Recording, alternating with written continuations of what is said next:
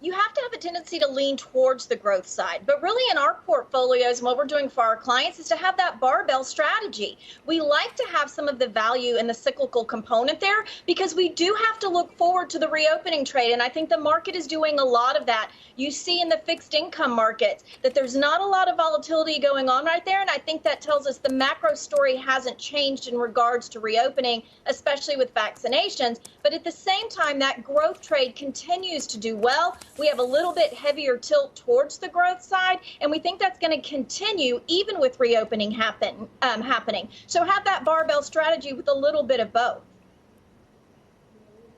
Now, small caps are up 19.25% year to date. S&P 500 about 14% higher for the year. Eugene, are you in small caps? If so, which ones? And do you stick with it after we've seen such a nice run of outperformance?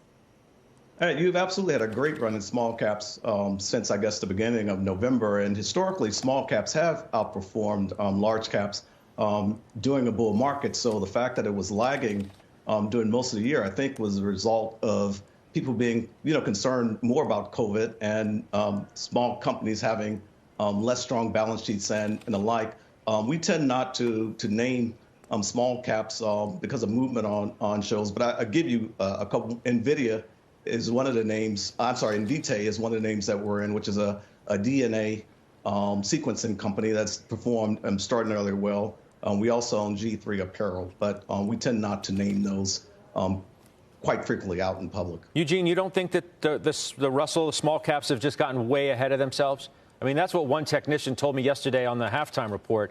I mean, I forgot the word he used to describe it, but it was something like they had entered like insane mode of late. And you saw it from the chart we just showed, up more than 20% in a couple of months. Scott, yeah, I actually saw it yesterday, and I think that absolutely we've had a big run in a Russell, but it was actually catching up to what had been going on in a large cap growth area of the market. I think if you go down on the value side of the Russell 2000, you have a lot of names that have not participated as readily. A lot of the growth in the Russell has been driven by a lot of those EV names and a lot of the new SPAC names coming on. Most of those are, they're not quite yet in the Russell 2000, but you have a lot of rocket ships, I'll call them, that's probably driving a lot of that performance. But if you talk to a small cap value investor, they're going to say that for the last 10 years, they've not been participating in that. There's still a lot of opportunity to buy names there that you're going to do well in 2021. Does it make it harder, Victoria, to find good values as you do start to think about new positions for 2021, that we have seen such a strong run in some of these cyclical groups and the small caps, which were always considered the value spots? It does make it difficult, Sarah, but I think you really have to go back and do that fundamental analysis, right? And we're going to do that whether it's a growth stock, a value stock, cyclical stocks. You got to get in there and look at those balance sheets. You want those low net debts. You want excess capital on the balance sheets. You want to have those good cash ratios on there. And especially when you're looking at small caps, these companies have been so stretched during the last 9 months of the pandemic. 80% of their revenue comes from the domestic side.